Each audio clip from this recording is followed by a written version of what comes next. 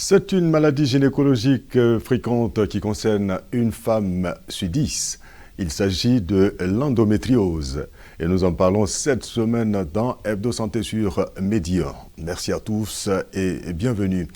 Qu'est-ce que c'est que l'endométriose? Quels sont ses symptômes, ses causes et comment se fait la prise en charge? Vous êtes sur ce plateau pour répondre à toutes ces questions. Professeur Guy Privat, bonjour. Bonjour, cher ami. Alors, vous êtes gynécologue, chef de service de gynécologie obstétrique au CHU de Treichville et vous êtes avant tout professeur à l'UFR des sciences médicales de l'Université Félix Houphouët-Boigny d'Abidjan. En tout cas, merci d'avoir accepté de participer à cette émission. Merci, c'est un grand plaisir pour nous. Également avec moi sur ce plateau, Madame Olive Gandonou Adjei. Vous êtes chef d'entreprise, consultante en leadership, développement personnel et en entrepreneuriat. Et vous êtes également la présidente fondatrice de l'ONG Endo Women Afrique. Et c'est à ce titre que vous êtes avec nous sur ce plateau. Bonjour madame. Bonjour monsieur. Alors, est-ce que vous pouvez brièvement nous parler de cette organisation? Qu'est-ce qu'elle fait et pourquoi vous l'avez mis en place? Bon, d'abord, avant tout propos, je remercierai la direction de Medi 1 TV. Je vous remercie aussi particulièrement de me permettre de pouvoir m'exprimer via votre canal. Donc, pour revenir à la question, je dirais que l'ONG a été mise sur pied pour pouvoir aider ces femmes-là.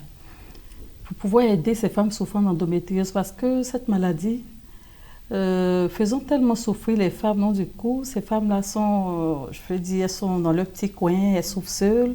Donc, ça les a amenées à pouvoir sortir de leur zone de confort et puis leur dire aussi que c'est possible de pouvoir vivre avec cette maladie, que cette maladie n'est pas un frein, ne doit pas être un frein à leur épanouissement. Donc, c'est un peu ce combat que nous menons. Hormis cela aussi, c'est une sensibilisation que nous faisons pour faire mieux connaître la maladie, bien qu'existant il y a longtemps, mais malheureusement, elle est vraiment méconnue du grand public. Elle est taboue, elle est invalidante, je dirais même handicapante. Donc cette ONG a été mise sur pied pour pouvoir tendre la main à ces personnes-là, faire connaître la maladie, pourquoi pas faire des collectes de fonds afin de pouvoir octroyer des prises en charge à ces femmes-là, tout simplement. Alors, vous êtes sur ce plateau, vous êtes l'exemple palpable d'une femme qui souffre de l'endométriose pour dire qu'on peut effectivement vivre avec cette maladie. Oui, tout à fait, je vous remercie. Effectivement, il y a 26 ans de cela que j'ai été diagnostiquée positive souffrant de cette pathologie rare. À l'époque, là, je ne savais pas ce que c'était parce que je n'avais jamais entendu parler, donc on me dit comme ça. Vous souffrez d'endométriose, ne sachant pas quoi c'est, je ne sais pas, la gravité de la maladie, non, je ne savais pas. Ça, c'était dans les années lycée. Donc, je souffrais. Vous allez nous raconter tout à l'heure l'histoire, comment est-ce que ça s'est passé. Mais professeur Guy, vous êtes sur ce plateau, vous allez nous dire qu'est-ce que c'est que l'endométriose, justement? Alors, merci encore une fois de nous permettre de parler de quelque chose d'assez fréquent, puisque tout à l'heure, on a dit à peu près 10 à 15% des femmes en âge de procréer ont une endométriose. Et la société, 10 à 15%. Ouais, 10 à 15%, ça veut dire que c'est assez beaucoup quand même. Et la Société de gynécologie et d'obstétrique de Côte d'Ivoire, depuis un certain temps, fait la promotion pour le diagnostic précoce de cette pathologie-là, pour que la prise en charge puisse être efficace. Alors, donc l'endométriose, vous m'avez demandé tout à l'heure. Oui, qu'est-ce que c'est? Qu'est-ce que c'est? Oui. Alors l'endométriose, pour mieux expliquer l'endométriose, il faudrait que je rappelle quand même, que je fasse un petit rappel anatomique. Alors l'endométriose, il faut savoir que ça ne touche que les femmes. Pourquoi ça touche les femmes? Parce que dans l'endométriose, il y a le mot endomètre. Et l'endomètre, ça vient de l'utérus. L'utérus est constitué de 3 grandes parties.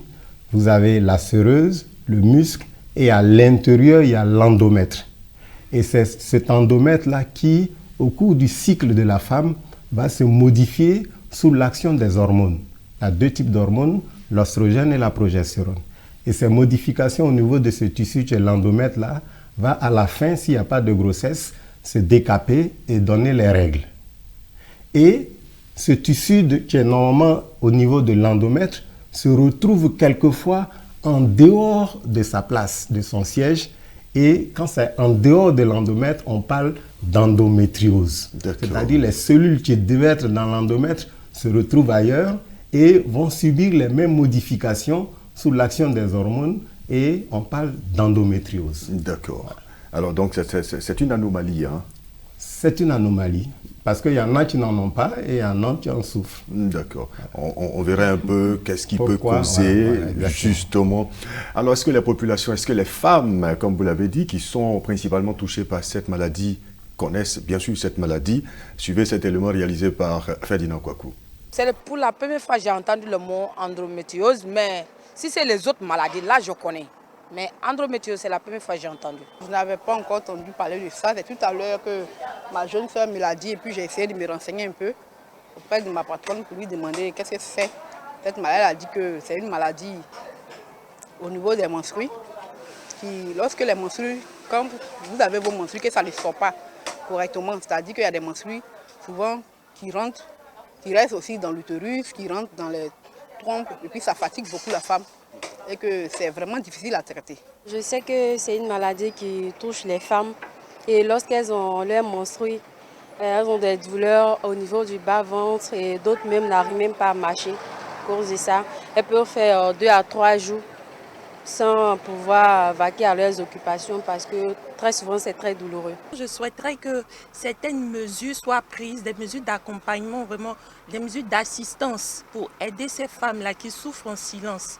Parce que, en plus d'être un mal, certaines elles en ont honte d'en parler. Quand tu t'en vas expliquer à une personne, tu dis, ah vraiment, quand j'ai mes menstrues, mon ventre me fait mal ou bien après mes menstrues, j'ai des douleurs, on dit, ah c'est règle douloureuse, c'est règle douloureuse. Donc du coup, puisqu'on ne va pas vers ceux qui sont habilités à nous l'expliquer, c'est l'ignorance qui fait que on confond ça avec les règles douloureuses. À chaque fois j'avais mes menstrues, j'avais d'horribles douleurs, je ne comprenais pas. Donc j'ai une fois été à l'hôpital où j'ai été diagnostiquée. Il s'est avéré que je souffrais de l'endométriose. Mais bon, chaque fois on dit que c'est difficile à guérir. Du coup, chaque fois que mes règles viennent, je prends juste des calmants. Selon ce que je vois, il n'y a pas trop de communication à ce sujet. C'est une maladie qui est un peu... elle est mise en sourdine, en griffe. On n'en parle pas trop. C'est dommage. Alors, comme on vient de le voir, Madame Adjei, c'est une maladie qui n'est pas bien connue par les femmes. C'est le constat. Et professeur Guy, vous l'avez dit, la Société de gynécologie obstétrique est en train de travailler pour qu'il y ait un dépistage précoce donc, de cette maladie. Mais il faut d'abord en parler. Il faut que les femmes soient informées avant qu'elles ne viennent se faire dépister. Alors, chez vous, Madame Adjei, dites-nous, comment est-ce que cette maladie a commencé? Oh, bon, je dirais, cette maladie a commencé, comme je l'ai dit tantôt, il y avait 6 ans. Je veux dire, c'est à travers des douleurs, c'est-à-dire pendant les menstrues. Au fur et à mesure qu'on avançait aussi dans le temps, les douleurs aussi devenaient vraiment fortes au point de m'empêcher souvent d'aller à l'école. Donc, mon cursus scolaire était vraiment perturbé. Donc, pour nous, parler de règles douloureuses, ça va passer, prenez des calmants, prenez des antalgiques. Et puis, voilà, il fut un temps où il était question de faire vraiment des analyses, des examens vraiment approfondis. Et cela, je vais dire, c'est au bout de 5 ans que j'ai pu savoir qu'on a pu mettre le nom sur cette maladie-là. Pendant 5 ans? Oui, pendant 5 ans. Vous avez souffert? Oui, pendant 5 ans, c'est-à-dire 5 ans de torture. Voilà. Vous ne pouvez pas imaginer, c'était vraiment atroce. Donc, au bout de 5 ans, on m'a dit, bon, voilà, c'est l'endométriose. Et puis, voilà que la série d'interventions aussi chirurgicales aussi a commencé. À chaque épisode, ça peut durer combien de temps, combien de jours? Oh, bon, je dirais, en moyenne 5 jours. 5 jours. Ça dit, avec l'endométriose, comment est-ce que ça fonctionne généralement? Enfin, moi, mon cas, puisque c'est de moi qu'il s'agit. Avant les menstrues, c'est-à-dire peut-être durant une semaine avant les menstrues, les douleurs sont là.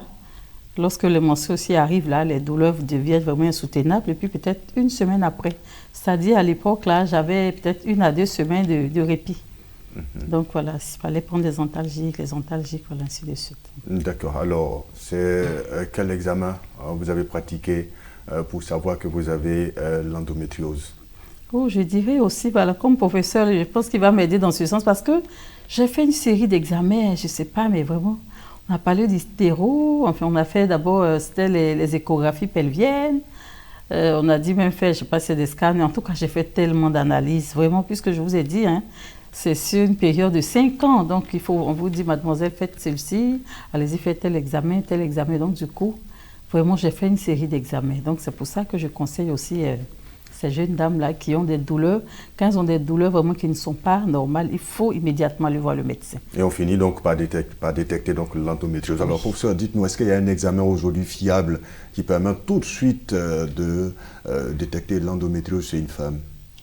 Alors, un examen fiable qui permet tout de suite de détecter, je ne peux pas vous dire tel examen, et puis on va commencer exactement par tel examen, mais en fonction de la symptomatologie, c'est-à-dire en fonction des signes que présente la patiente, il y a des examens qu'on peut faire.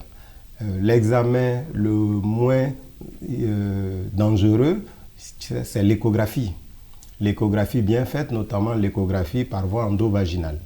C'est cette échographie-là, et bien sûr dans les mains de quelqu'un qui est bien entraîné.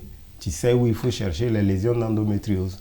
Donc, quand il fait l'échographie, il peut voir des noyaux d'endométriose. Et si l'échographie n'arrive pas à faire le diagnostic, on peut aller un peu plus loin avec l'imagerie par résonance magnétique maintenant, où on fait le diagnostic. Et quelquefois, le diagnostic peut être découvert, là c'est la chirurgie, par la cœlioscopie. On met une caméra dans le ventre et on voit les noyaux d'endométriose. Mais ça dépend également de la localisation aussi. S'ils sont en arrière, même la cœlioscopie peut ne pas voir. Donc, pour le moment, l'examen le plus simple et qui permet de faire le diagnostic, c'est une bonne échographie par voie endovaginale. Alors, vous avez parlé de signes chez la femme, les signes que la femme présente. Quels sont généralement les signes que présente une femme qui souffre d'endométriose? Alors, elle a bien dit, hein, je pense que c'est un cas clinique, comme on dit chez nous.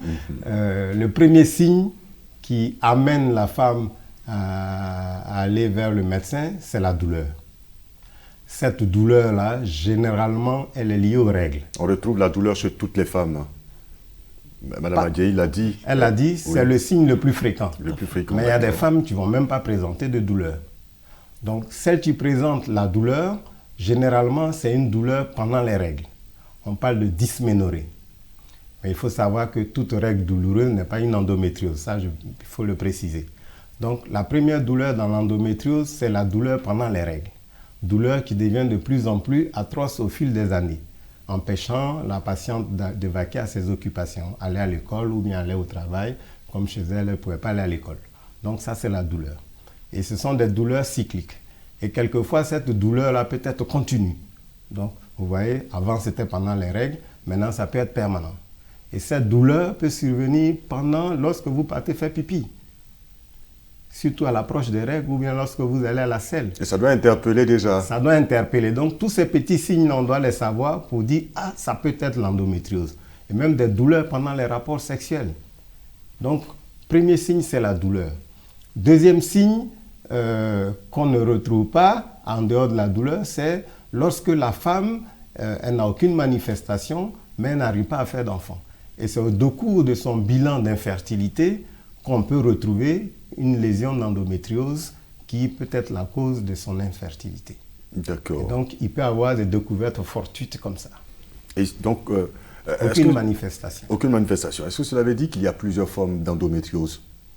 Bon, on peut dire qu'il y a des endométrioses silencieuses et puis il y a des endométrioses qui ont une manifestation. Qui sont retentissantes. Voilà. D'accord, avec les douleurs. Avec des douleurs. Bon, il y a des femmes qui ont une endométriose mais qui arrivent à faire leur enfant. Et puis voilà, donc, mais le plus souvent, l'endométriose s'accompagne de douleurs. D'accord. Alors, Madame Adjaï, vous avez dit que vous étiez encore toute petite, c'est cela? À quel âge? J'avais 18 ans à l'époque. 18 ans à l'époque. Alors, professeur, est-ce que l'âge est un facteur? Est-ce qu'une petite fille peut déjà présenter des signes d'endométriose? Alors, on a dit tout à l'heure, quand je parlais de c'est quoi l'endométriose, on a dit que c'est surtout en période d'activité génitale. Ça veut dire qu'il faut que les règles apparaissent déjà. Parce que c'est les modifications au niveau de l'endomètre et c'est ce tissu-là, pendant les règles, tu peux remonter au niveau des trompes ou bien dans l'abdomen, tu vas entraîner l'endométriose. Donc, pour le moment, un enfant qui n'a pas eu ses règles ne peut pas souffrir d'endométriose. Et on a constaté qu'après la ménopause, celle même qui avait une endométriose, les signes régressent parce qu'il n'y a plus cette modification hormonale. Est-ce que chez vous, on vous a donné un peu les causes de l'endométriose dont vous souffrez? Oh, je dirais, enfin, avec toutes ces recherches, enfin, ces questions posées à ces spécialistes, ça et là, franchement, on ne m'a pas donné de causes en tout cas. Je n'ai pas les causes, honnêtement. Est-ce qu'il y a des causes, on peut parler d'hérédité, parlant de causes pour ça? Non, pas d'hérédité, mais on peut retrouver dans la famille. Les explications qu'on donne, c'est peut-être tout processus qui va empêcher l'écoulement des règles normalement peut favoriser le reflux de ces règles-là dans la cavité abdominale. Donc ça peut entraîner des endométrioses. Mais parfois, il peut ne rien avoir comme obstacle. Et donc rien, et il peut avoir des lésions d'endométriose. Donc on peut ne rien trouver comme cause. Ça peut être peut-être parce que son organisme n'arrive pas à faire disparaître ces petites cellules qui passent dans la cavité, qui vont se manifester par une maladie. Donc, ça dépend des personnes. Est-ce que ça a est-ce que ça dépend un peu sur la qualité de vie d'une femme, l'endométriose, Madame Adjei? Oh oui, je le dirais à 100%. Hein. C'est vrai que, pour cela dit, dans certains cas, il n'y a pas de douleur, mais vraiment, c'est un facteur oui, justement, bloquant. parce que déjà toute petite, vous avez dit que ça vous empêchait parfois d'aller à l'école. Oui, tout à fait. Cela m'empêchait d'aller à l'école parce que, en son temps aussi, la maladie étant méconnue, donc du coup, je n'avais pas cette capacité de résilience-là. Il faut le dire, je me laissais abattre. Pour moi, c'était terminé, ma vie était finie, c'était fichu pour moi. Mais bon, après, voilà, j'ai commencé à... Déjà, ce que j'ai fait, il fut un moment où j'ai dit, bon, il faut adopter l'acceptation de la maladie et puis voir comment pouvoir vivre avec, comment pouvoir rebondir tout simplement. Alors vous avez accepté la maladie lorsque ça a été détecté et vous vivez bien avec cette maladie? Non, je ne dirais pas je vis bien avec, non, puisque j'ai parlé tantôt des différentes interventions parce que à un certain niveau de cette maladie aussi, on dira que notre seconde maison, c'est les centres hospitaliers, les cliniques, parce que tout le temps, il est question d'y aller au point de rater les cours, au point même de rater même carrément une année de cours. Vous voyez un peu, donc on vivait avec tout simplement. Mais on faisait aussi cet effort-là pour rendre aussi notre vie agréable. C'est-à-dire que quand on avait, je dirais, cette accalmie-là, où on avait ce petit moment de répit, voilà, on profitait de la vie. Et puis à travers aussi, c'est vrai que la maladie, là, on ne la soigne pas. On n'en guérit pas malheureusement, si ce n'est qu'à la ménopause qu'on a un peu cette stabilité-là, mais au moins il y a des traitements pour soulager. Donc quand on ouvre ces éjections-là, la ménopause précoce par exemple, quand on est sous la ménopause précoce, il n'y a pas de menstrues, donc du coup, la vie est agréable. Voilà. Cela nous amène à parler donc de prise en charge, professeur. Comment on prend en charge ces femmes qui souffrent parce qu'on a entendu dans le micro-trottoir, c'est une maladie difficile à guérir ou qu'on ne peut pas guérir. C'est vrai? Bon, on ne peut pas guérir, le médecin fait beaucoup d'efforts, mais il faut savoir que c'est difficile. Hier c'était, je ne sais plus quel jour, là. Il y a 2 jours ou hier, j'ai rencontré une de mes patientes qui souffre d'endométriose. Elle est venue en larmes. Ah, ça revient. Pour vous dire que c'est difficile, ce n'est pas la première fois que je la vois. En fonction du contexte, en fonction de l'âge de la patiente, elle était jeune, elle avait 22 ans, 23 ans. Vous voyez, donc il y a un long parcours devant elle. On l'avait déjà opérée d'endométriose au niveau des ovaires. Et après, on lui a dit, il y a possibilité de récidive. Ça, c'est comme ça que ça se passe, puisqu'elle est jeune. Donc le traitement est difficile. Difficile à supporter pour la patiente, mais difficile également pour le médecin. Quelquefois, quand la patiente vient vous voir, vous n'avez pas grand-chose à lui proposer.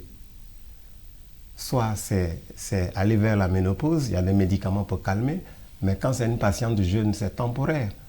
Quand le cycle va reprendre, 6 mois après, les choses vont revenir. Quelquefois, donc, voilà un peu la difficulté dans laquelle nous sommes. C'est un retentissement psychologique sur la patiente. Quelquefois, ça agit sur le médecin aussi, qui voit la patiente en train de venir. Mais il y a des traitements qu'on propose.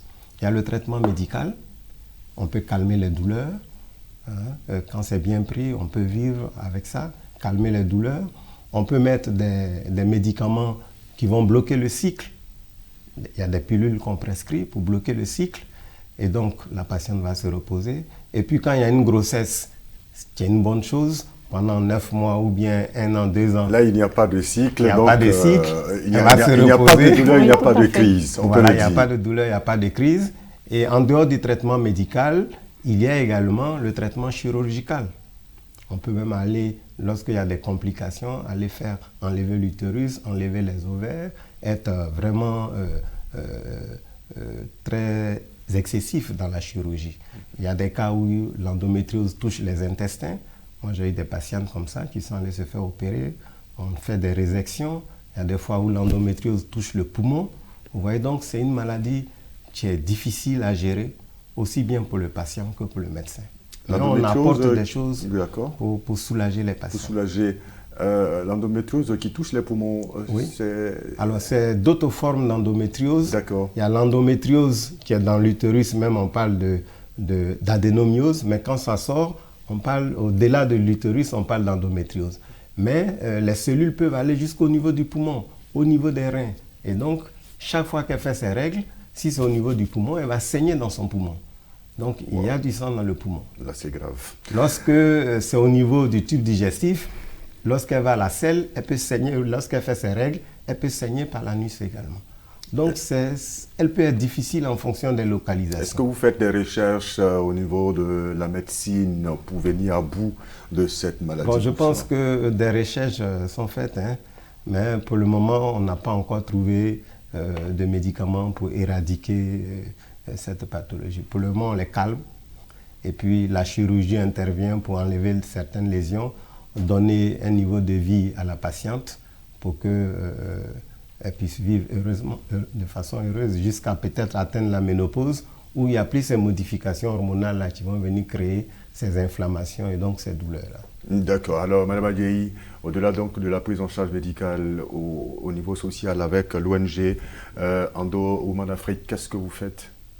Je dirais ce que je fais, c'est voilà, avec quelque part mes becs moyens, voilà, en attendant de pouvoir bénéficier certainement aussi de subventions, de l'aide de l'État. Comme on le dit souvent, l'État a beaucoup de choses à faire. Voilà, donc, mais je fais plus les sensibilisations en fait. Voilà, je vais soit dans des quartiers, même en zone rurale, parce qu'il faut aussi le dire, il y a des femmes qui sont vraiment dans des zones reculées, qui n'ont pas d'informations.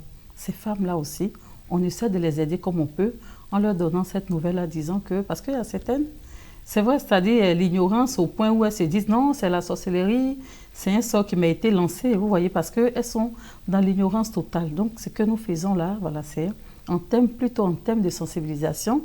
Et puis voilà, on met tout, comme on le dit, étant chrétien, on se dit on met tout dans la main de Dieu pour que voilà, des oreilles attentives, voilà, ou bien des personnes de bonne volonté, pour qu'elles puissent aussi nous tendre la main en thème de prise en charge pour aider ces femmes-là. Parce qu'il faut le dire, moi, à l'époque, là, j'étais aussi, je vais dire, chef d'agence de banque. Voilà, j'ai démissionné pour pouvoir me lancer aussi dans l'entrepreneuriat. Donc, j'ai eu cette chance-là, via la banque, de pouvoir bénéficier aussi de l'assurance, où c'était du 100%. Et aussi, j'étais dans des grands centres, vous comprenez. Donc, c'est vraiment coûteux. Donc, ces femmes-là, on en trouve même là, qui ne peuvent même pas s'offrir, je veux dire, ces antalgiques-là. C'est difficile pour elles. Donc, ce que nous faisons, en tout cas, nous le faisons avec nos moyens. On essaie de les aider comme on peut. D'accord. C'est un peu ça. Espérons que vous ayez donc du soutien avec des organisations pour donc aider ces femmes. Mais le plus important, c'est donc de leur apporter l'information, de leur dire que c'est un mal qui peut être pris en charge donc par les spécialistes. Je crois que vous devez, comme vous l'avez dit, mettre l'accent, essayer d'envoyer le dépistage aussi vers la population. Suivre donc l'action des ONG telles que Endo Women Afrique. Est-ce qu'on peut prévenir l'endométriose pour ça?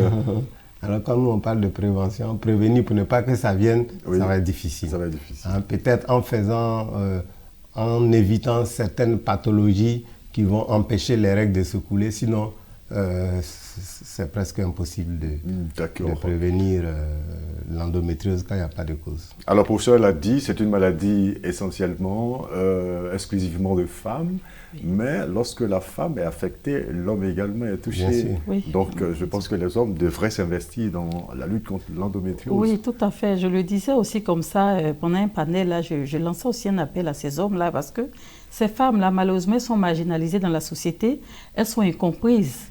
Donc, très souvent aussi, les hommes aussi ont tendance à les repousser. Donc, c'est ce combat aussi que nous menons.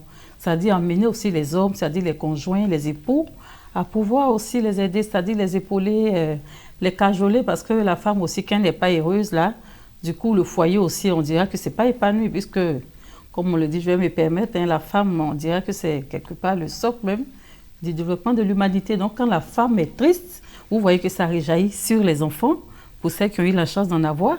Et puis voilà, ça réjaillit aussi, enfin, je veux dire, pour le bon maintien de la joie. Le message s'adresse donc à tous. Merci en tout cas à vous, Madame Olive Gandonou Adjei. Je rappelle que vous êtes chef d'entreprise, consultante en leadership, développement personnel et en entrepreneuriat. Et vous êtes également la présidente la présidente fondatrice de l'ONG Endo Women Afrique. En tout cas, merci d'être venu. Également, merci à vous, professeur Guy Priva. Je rappelle que vous êtes gynécologue obstétricien, c'est cela, et chef de service donc gynéco-obstétrique aussi à CHU de Treichville. Et vous êtes avant tout, j'allais dire, professeur à l'UFR des sciences médicales de l'université Félix Houphouët-Boigny d'Abidjan. En tout cas, merci pour toutes ces informations. Et on aura donc le plaisir de vous retrouver sur ce plateau pour un autre numéro d'Hebdo Santé qui prend fin à la semaine prochaine, toujours sur Média.